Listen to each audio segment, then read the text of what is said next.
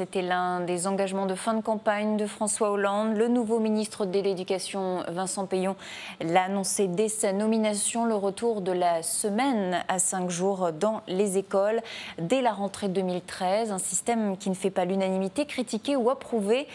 Il fait débat, il pose des questions sur les rythmes de l'enfant. Dans une école de Lille, l'école élémentaire Victor Duruy, la réponse est toute trouvée. En 2008, l'école ne s'est pas pliée à la semaine de 4 jours avec dérogation. Elle a pu conserver les 5 jours. Les enfants travaillent donc ici le mercredi matin et 2 après-midi par semaine. Les enfants ne sont pas dans les classes, mais ils ont droit à des activités périscolaires, du jardinage, de la cuisine, du sport, du cirque, des activités qui sont assurées par les animateurs de la ville.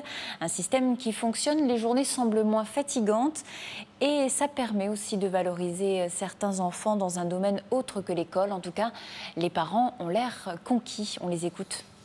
Moi j'étais enseignante, donc je suis pour l'étalement des cours. C'est moins fatigant, je trouve, pour les enfants. Plus on est à l'école, plus on va apprendre. Donc moi je trouve que c'est la meilleure des choses. Ils ont un peu de sport, ils font des activités, ils sont heureux et ça pose aucun problème. Sinon il faudrait trouver une solution de rechange, c'est-à-dire une nounou, une garderie ou autre chose. Donc je préfère autant qu'ils soient à l'école et encadrés par des enseignants. Mais c'est plus positif, je trouve, pour eux. Ouais. C'est beaucoup mieux pour les enfants.